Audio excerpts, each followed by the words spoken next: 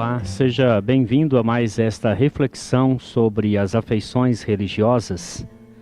Nos vídeos anteriores, nós apresentamos quem foi Jonathan Edwards, o autor das afeições religiosas, desta obra. E nós falamos um pouco também sobre a obra em si, como ela está dividida e como ele aborda o assunto. E num terceiro vídeo, nós falamos sobre 12 sinais não confiáveis de uma genuína experiência espiritual. Preciso corrigir uma informação que passei no primeiro vídeo, quando falei sobre a questão da plataforma de Cambridge. Eu disse que a primeira geração dos pais peregrinos estabeleceram o New England Way, que era um sistema um tanto rigoroso de ética e comportamento nas colônias britânicas. A segunda geração propôs uma mudança, uma flexibilização. E a essa flexibilização eles chamaram de Halfway Covenant, que significa um caminho de meio termo. A questão que se levanta aí é que essa foi uma das razões pelas quais Edwards foi demitido da Igreja Congregacional de Northampton, porque ele era um adepto do New England Way, enquanto alguns membros da liderança daquela igreja adotavam o Halfway Covenant. Então foi uma crise aí ética que levou ele a ser demitido da igreja. Essa é a razão pela qual foi colocada aquela observação e eu acabei confundindo e trocando as coisas. No entanto, precisamos avançar. E quando nós chegamos na terceira parte da obra, que é a parte mais extensa, com a qual ele gasta um tempo maior, Edwards vai falar sobre sinais confiáveis de uma genuína experiência espiritual. Qual é a intenção de Edwards? A intenção dele é oferecer algum norte, alguns referenciais que você possa usar para julgar suas experiências. No começo já da terceira parte, antes de falar sobre os 12 sinais, Edwards faz algumas observações. Primeiramente, ele diz, olha, eu não quero esgotar o assunto. É evidente que vou oferecer algumas diretrizes, certamente há mais diretrizes. E ele acha que, bastando essas 12, já ajudará grandemente a pessoa a discernir sua própria experiência. Essa é a razão pela qual ele diz que ele não deseja que esses 12 sinais aqui, esses 12 referenciais que ele oferece, sejam usados para julgar a experiência alheia. Porque isso é contrário ao Espírito de Cristo, que diz, não julgueis para que não sejais julgados. E devemos nos guiar pela oração do salmista, que diz assim, sonda-me, ó Deus, vê se há em mim algum caminho mau, guia-me pelo caminho eterno. Esses sinais é para o autoexame, não para o exame da experiência do outro, pois isso não seria de grande utilidade. Até porque as pessoas que estão evidenciando afeições que não são as santas e graciosas afeições, geralmente elas vivem da autoilusão. E quem está na autoilusão, tudo o que quer é que você não desperte, não tire daquela realidade. E também as contrafações ou as imitações das santas e graciosas afeições é típica dos hipócritas. E os hipócritas, eles presumem saber mais que todo mundo e eles guiam a vida deles pelo princípio daquela ideia de que é alguém que sabe e está no controle das suas experiências, das suas emoções. Certamente não se submeterá a regras ou diretrizes, por mais bem intencionadas que elas lhe sejam apresentadas. Feitas essas observações, Edwards começa a falar sobre o primeiro sinal confiável de uma genuína experiência espiritual.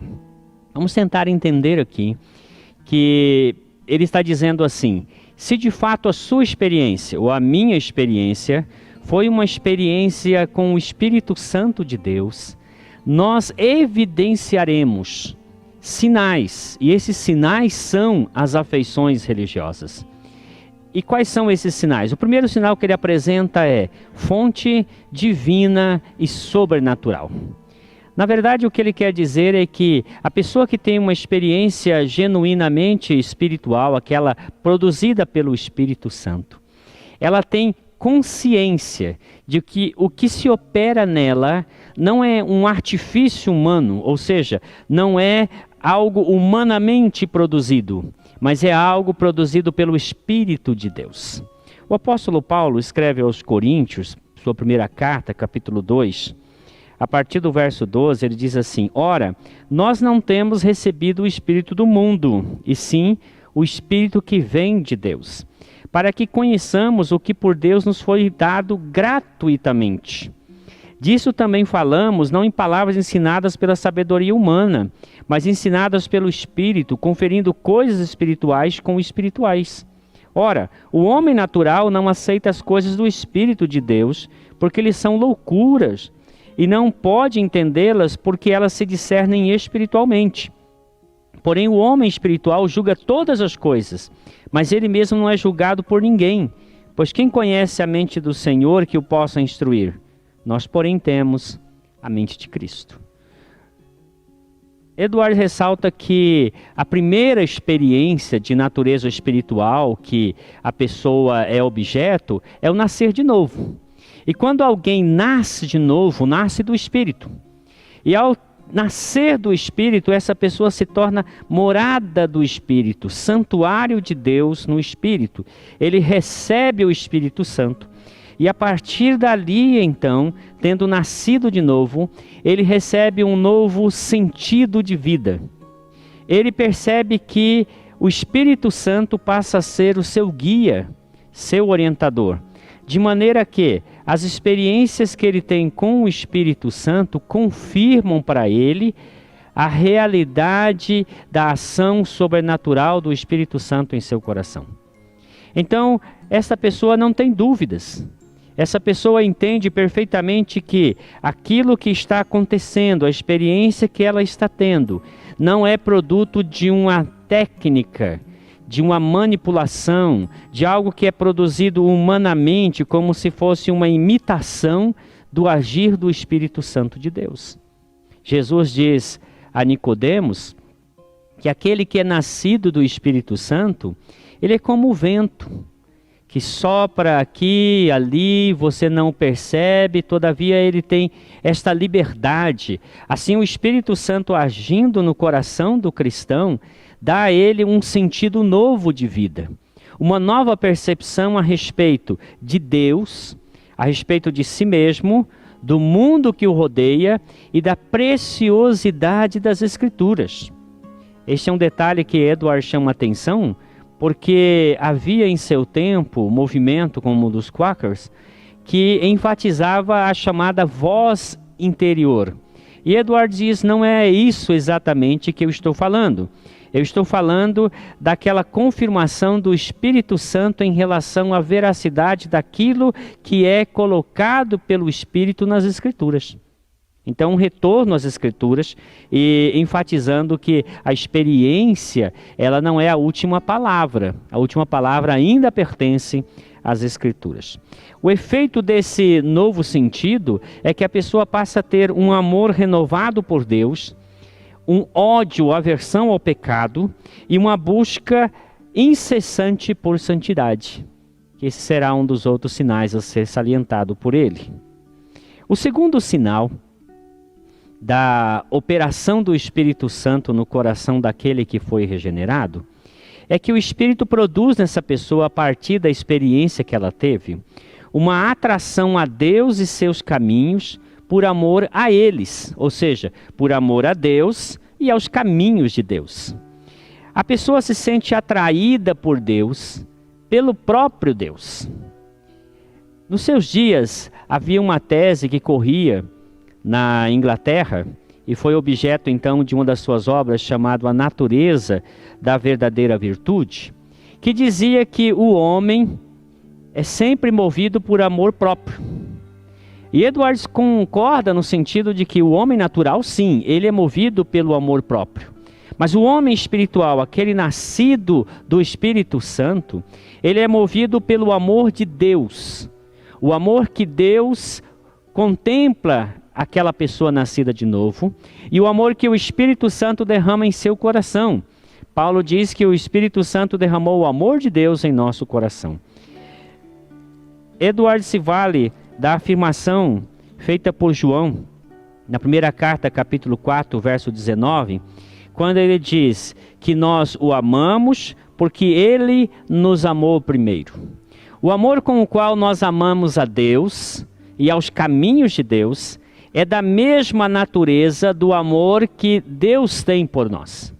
Assim, então, este amor que nós devotamos a Deus é um reflexo do amor de Deus por nós. Não é um amor interesseiro, um amor por si mesmo. Aquele que tem uma experiência genuinamente espiritual, ele se sentirá, após esta experiência, atraído primeiramente a Deus e aos seus caminhos por amor ao próprio Deus e aos caminhos de Deus. Desta maneira, então, é o amor de Deus que impulsiona os atos, impulsiona as ações, as reações daquele que tem uma experiência genuinamente espiritual. Nós podemos entender isso que, a partir desta compreensão, a pessoa que é movida por amor a Deus e aos seus caminhos, como uma reação ao amor de Deus, vai viver por gratidão. Não vai viver na ideia de eu vou tentar agradar a Deus, porque ele já sabe que Deus o fez agradável a si em Cristo Jesus. E que essa pessoa vai amar a Deus não com o amor dela, que é imperfeito, é interesseiro, mas é um amor que vem de Deus, um amor puro, e a Deus é devolvido como uma expressão de gratidão. Assim, aquela pessoa que tem uma experiência genuína, ela passa a amar a Deus de duas maneiras. A primeira maneira é que ele passa a amar a Deus de uma maneira complacente, ou seja, ele se alegra, se compraz na dignidade de Deus. Ele entende que Deus é digno daquele amor que a ele é devotado. E em segundo lugar, ama a Deus de maneira benevolente, ou seja, ele ama a Deus porque ele quer ver a glória de Deus triunfando. Como disse o profeta, que a glória do Senhor cubra toda a terra como as águas cobrem o mar. Nós vemos então nesses dois primeiros sinais que aquela experiência genuinamente espiritual, ela tem uma procedência divina, porque é algo produzido pelo Espírito Santo, não por engenhosidade humana. E o resultado dessa experiência, o resultado imediato, é uma atração a Deus e aos caminhos de Deus por amor a Deus. Nós vemos aqui imediatamente que a preocupação de Edwards é estabelecer um fundamento. E o fundamento é este: se alguém tem uma experiência genuinamente espiritual, esse alguém é movido pelo Espírito de Deus e movido em direção a Deus, para amar a Deus e amar os caminhos de Deus por amor a Deus e aos caminhos de Deus. Feitas essas observações e esclarecimentos, gostaria que nós tivéssemos os nossos olhos, mente e coração voltado para estes fundamentos que ele apresenta, porque todos os demais sinais confiáveis de uma genuína experiência espiritual dependem desses dois elementos, de entender que é o Espírito Santo quem produz a experiência, e essa experiência me leva para mais perto de Deus, para amar a Deus e os caminhos de Deus por amor ao próprio Deus. Nós queremos abrir, dentro da reflexão que temos feito, um espaço para que você faça suas perguntas. Se durante a reflexão lhe surgir perguntas, dúvidas, você pode colocar em seus comentários. No último vídeo, dedicaremos a olhar essas perguntas e tentar respondê-las a partir da perspectiva da teologia de Edwards, talvez lançando mão de outras obras e outras reflexões ou até mesmo sermões dele, para entendermos melhor o que Edwards está dizendo a respeito dessas genuínas experiências espirituais. Que Deus abençoe ricamente a sua vida.